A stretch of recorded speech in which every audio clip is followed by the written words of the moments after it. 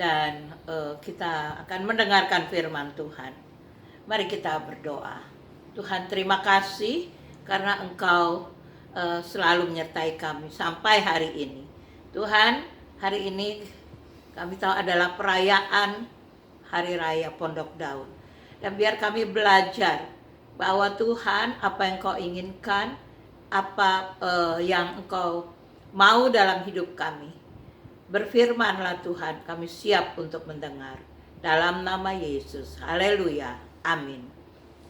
Saudara-saudaraku, kita merayakan Pondok Daun hari ini, yaitu Pei Aleph 5781.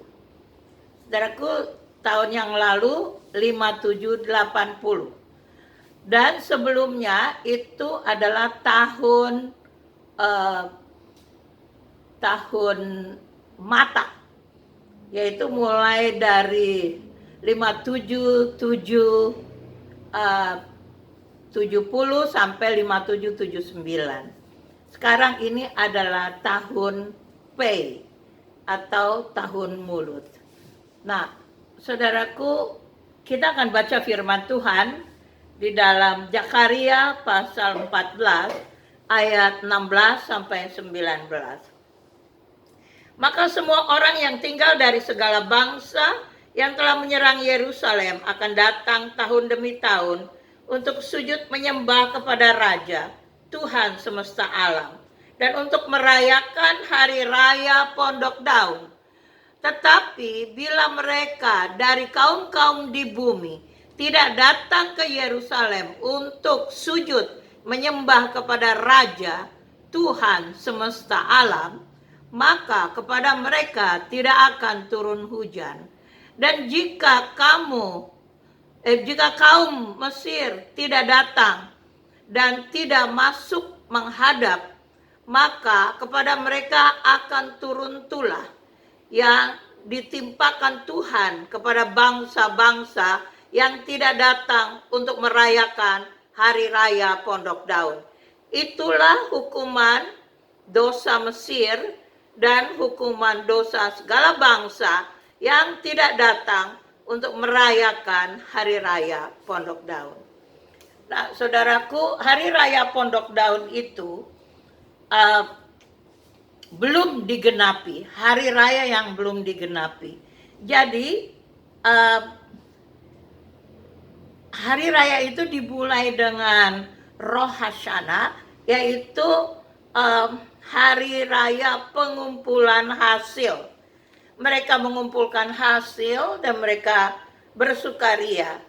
Kemudian ada hari raya trompet atau hari raya sangkakala yang ditiup, dan kemudian baru ada hari raya Pondok Daun.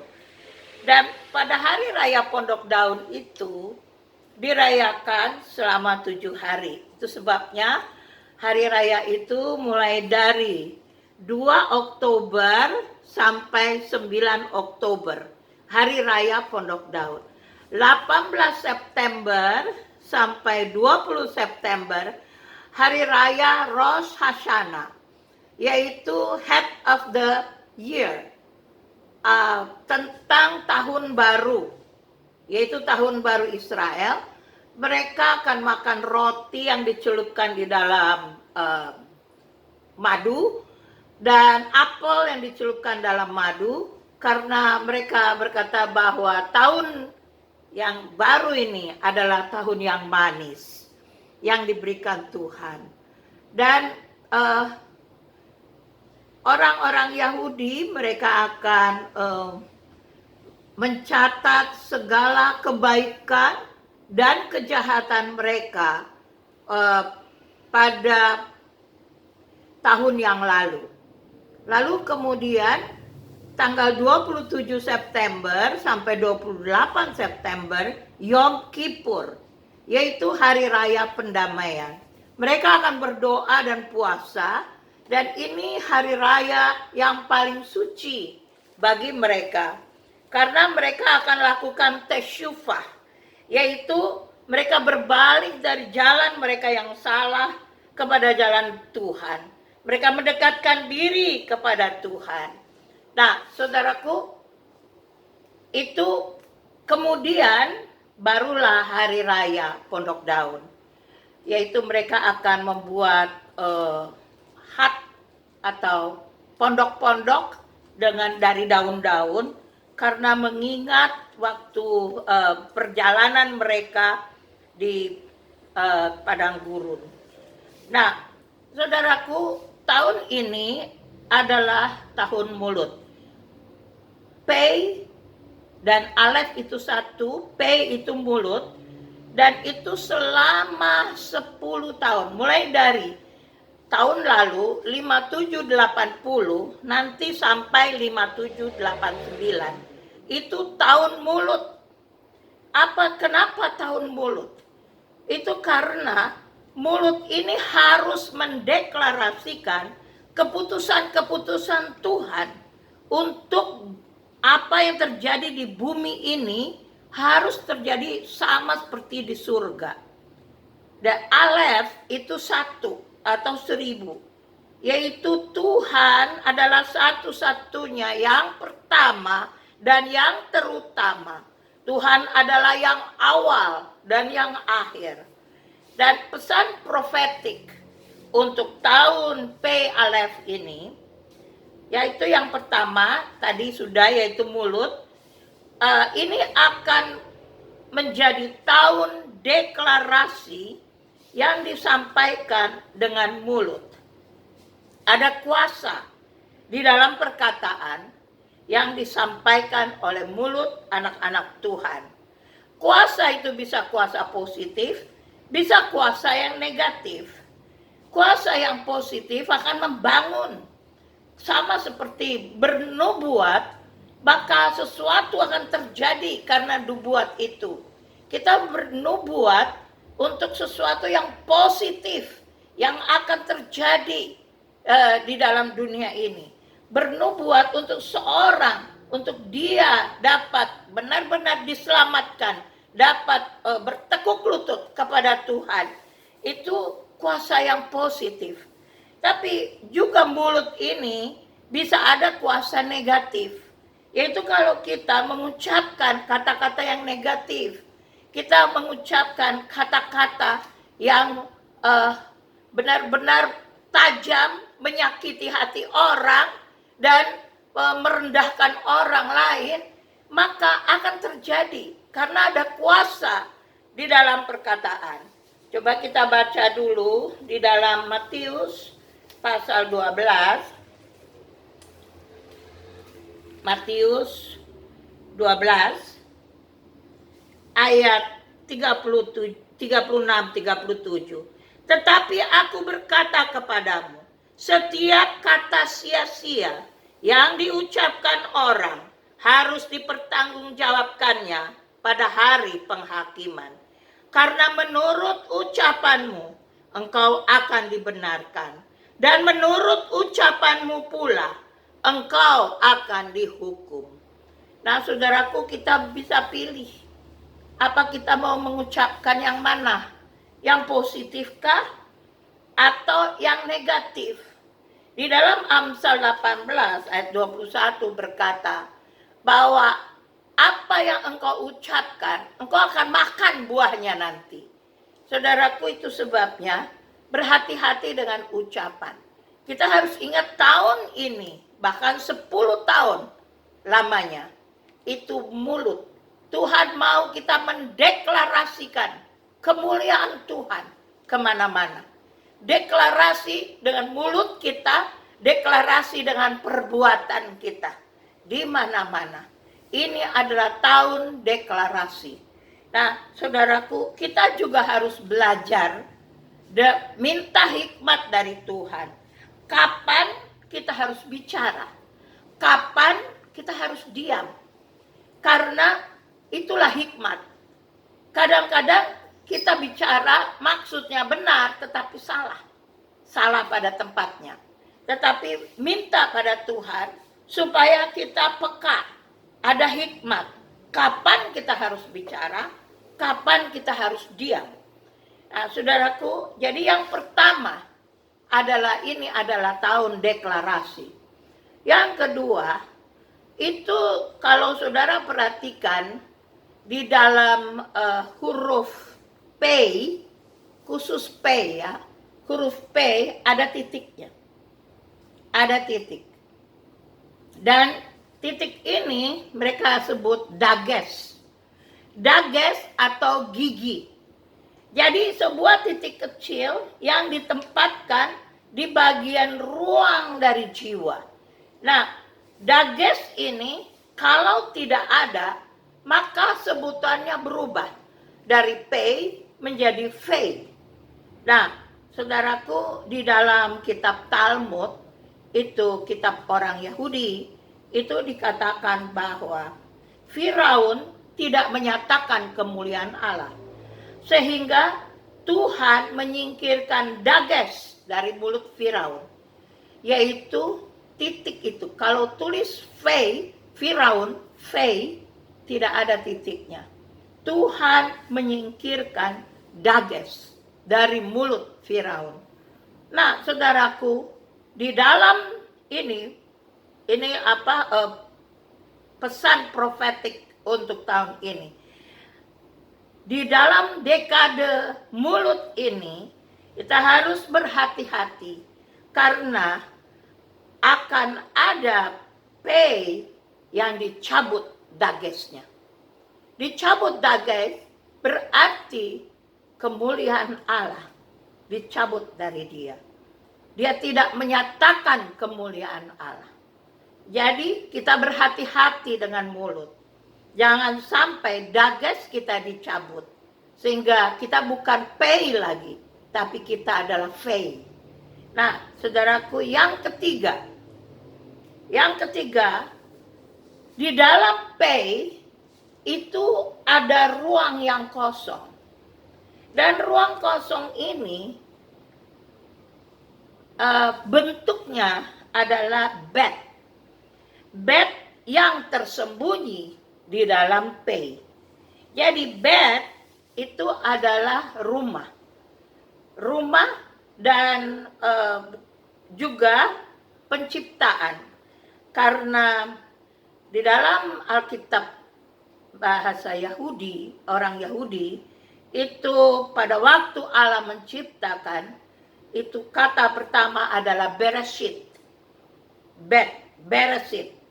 Sehingga huruf bet itu adalah rumah penciptaan. Rumah penciptaan adalah firman Allah. Karena Allah menciptakan dengan firman-Nya. Dia menciptakan langit dan bumi. Kalau dalam Alkitab kita, pada mulanya adalah firman. Dan firman itu, dan Allah menciptakan langit dan bumi dengan firman-Nya. Tapi dalam bahasa Ibrani, Bereshit itu firman Allah. Nah, itu ada dalam Kejadian 1 ayat 1. Nah, firman Allah yang tersembunyi itu akan dibukakan pada akhir zaman ini. Itu pesan profetik untuk tahun ini, tahun P Alef, yaitu firman Allah yang tersembunyi akan dibukakan. Saudaraku, itu sebabnya bacalah firman Tuhan. Selidiki firman Tuhan. Renungkan firman Tuhan. Karena Allah akan membuka firman-Nya pada tahun P ini. Allah akan buka firman-Nya. Nah, saudaraku, lagi pesan profetik untuk tahun P Alef ini. Pada tahun 5766, saudara, kalau ada 57 berarti itu tahun Ayin, mata. Itu dikatakan blowing the trumpet. Saudara, kalau Israel mereka tiup sangkakala, itu bisa berarti ngumpul, berkumpul semua, atau bisa berarti perang. Blowing the trumpet tahun 5766. Itu pada waktu Pondok Daun.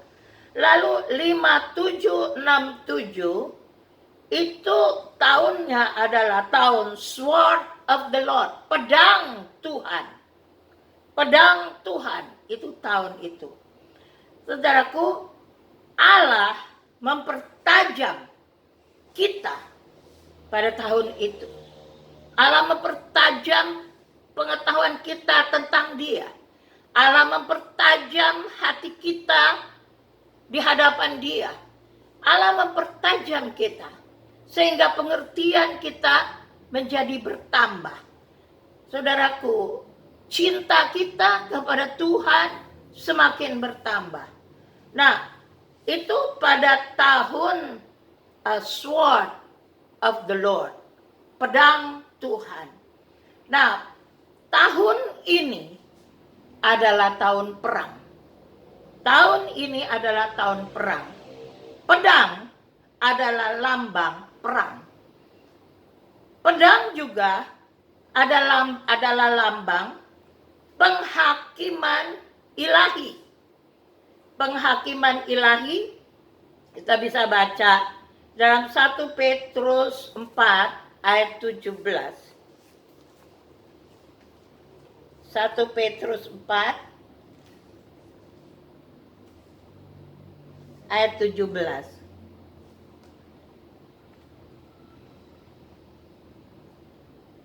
Karena sekarang telah tiba saatnya penghakiman dimulai daripada rumah Allah sendiri, yang harus pertama-tama dihakimi. Dan jika penghakiman itu dimulai pada kita, bagaimanakah kesudahannya dengan mereka yang tidak percaya pada Injil Allah? Penghakiman sekarang itu adalah penghakiman yang dimulai dari rumah Allah sendiri. Saudaraku, pedang itu lambang penghakiman. Dan penghakiman di dalam rumah Allah sendiri. Maksudnya adalah pemurnian dari Allah. Allah sedang bekerja di mana-mana untuk memurnikan kekasih-kekasihnya. Mengapa? Karena waktunya sudah dekat. Yesus sudah akan datang kembali. Jadi kita harus dimurnikan. Dan kalau saudara baca skop daripada ayat 1 Petrus pasal 4 ini adalah penderitaan karena Kristus. Jadi sebetulnya Allah akan membawa kita kepada penghakiman, yaitu menderita. Penderitaan karena Kristus, supaya kita dimurnikan. Kita dibentuk. Inilah masanya. Dan ini adalah perang. Perang karena pedang Tuhan juga dipakai untuk pemurnian. Nah, saudaraku, pedang juga adalah lambang daripada firman Tuhan yang hidup.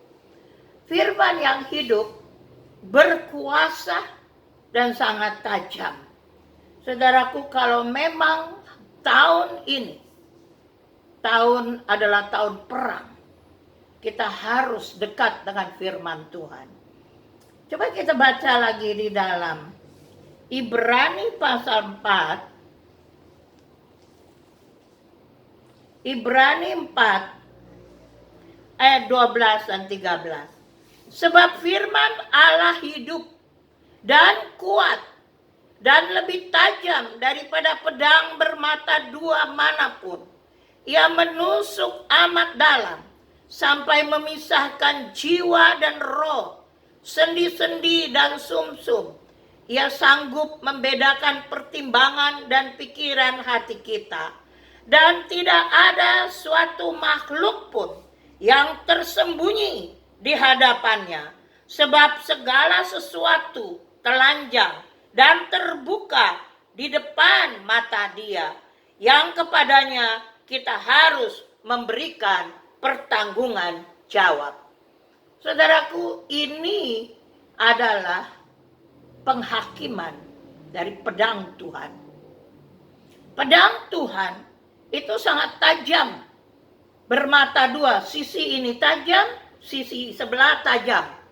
Dan itu dikatakan menusuk sangat dalam. Dia akan menceraikan, memisahkan jiwa dengan roh.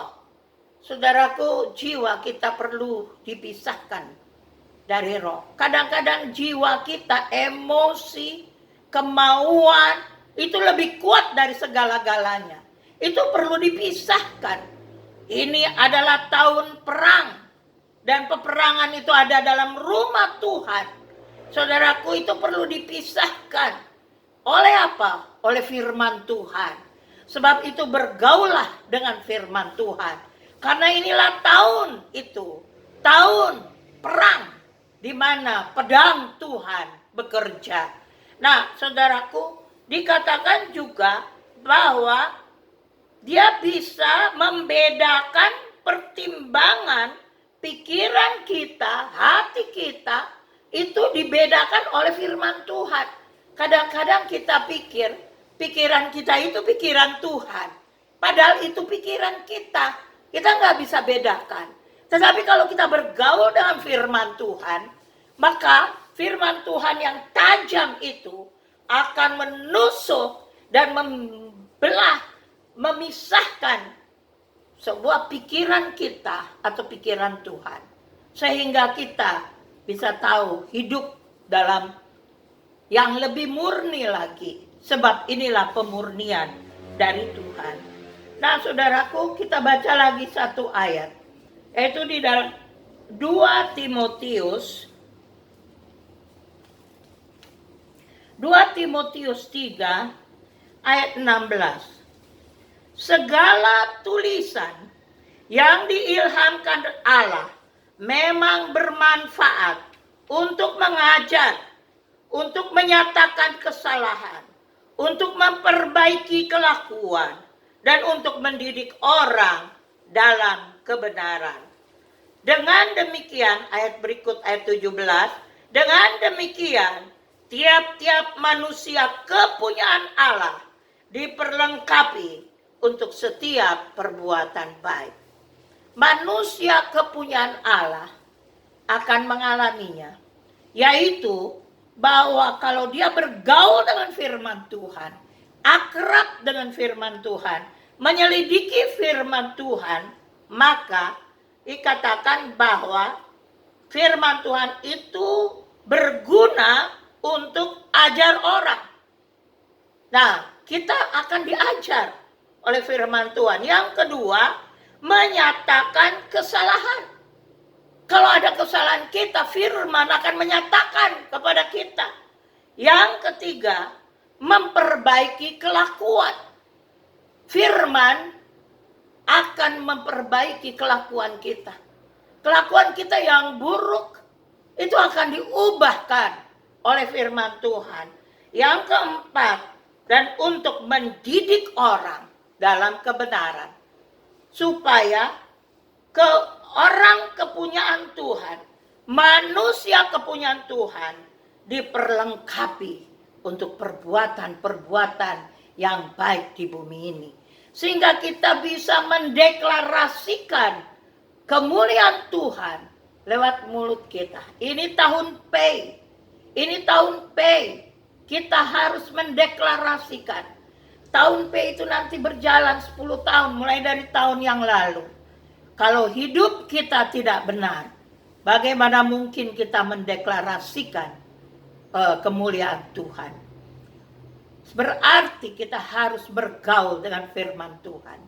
Lebih akrab lagi dengan firman Tuhan. Lebih melekat lagi dengan firman Tuhan. Maka kita akan lihat, kita akan berubah. Kita mengambil bagian di dalam tahun P. Kita mengambil bagian di dalam profetik, pesan-pesan profetik dari tahun P ini. Saudaraku, bersediakah saudara untuk mengambil waktu dengan Tuhan, untuk duduk di kaki Tuhan, menyelidiki firman Tuhan, merenungkan firman Tuhan siang dan malam, sepanjang hari merenungkan firman Tuhan. Saudaraku, biar ini menjadi pegangan kita untuk 1 tahun ini. Sebab dikatakan bahwa kalau kita tidak merayakan Pondok Daun, tidak akan turun hujan. Kalau kita tidak merayakan Pondok Daun, tulah-tulah Mesir akan kita alami. Bagaimana merayakan? Ambil bagian di dalam pesan profetik untuk tahun P ini. Amin. Saudara, kita akan masuk dalam perjamuan kudus. Jadi kita siapkan semua. Ini minggu pertama. Kita siapkan hati kita, siapkan juga anggur dan roti. Kita masuk dalam perjamuan.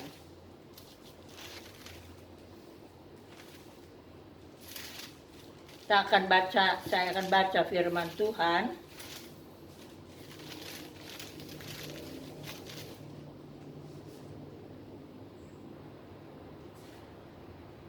Siapkan roti dan anggur. Jadi barang siapa dengan cara yang tidak layak makan roti atau minum cawan Tuhan, ia berdosa terhadap tubuh dan darah Tuhan. Karena itu hendaklah tiap-tiap orang menguji dirinya sendiri, dan baru sesudah itu ia makan roti dan minum dari cawan Tuhan. Biar kita hari ini menyediakan diri kita, introspeksi diri kita. Apakah ada hal-hal yang menyakiti hati Tuhan di dalam hidup saya? Minta ampun kepada Tuhan. Saudaraku, kita berdoa. Tuhan, Engkau lihat kami akan masuk dalam perjamuan kudus. Tuhan, sucikan roti yang melambangkan tubuh Kristus, anggur yang melambangkan darah Kristus ini. Supaya kami apabila kami makan, kami mengambil bagian di dalam tubuh dan darah Tuhan. Kami masuk dalam persekutuan dengan penderitaan Tuhan.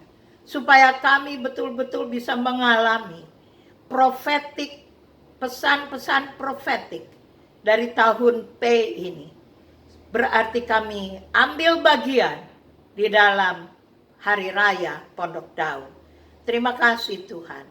Berkati dan sucikan roti dan anggur dalam nama Yesus. Haleluya. Amin. Kita angkat roti ini tinggi-tinggi.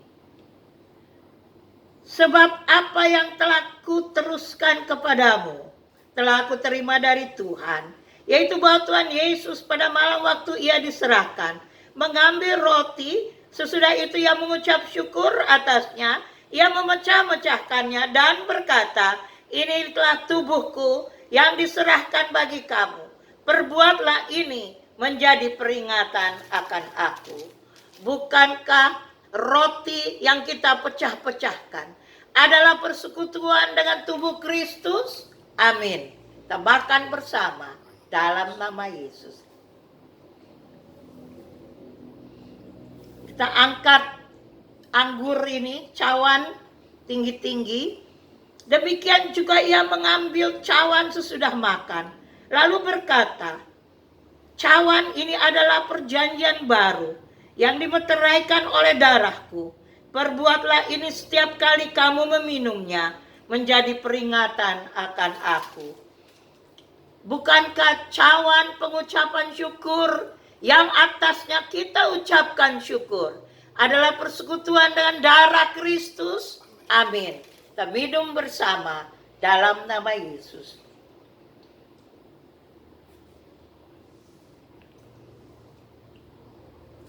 Kita berdoa. Terima kasih Tuhan untuk hari raya Pondok Daun ini. Kami mau mengambil bagian di dalamnya.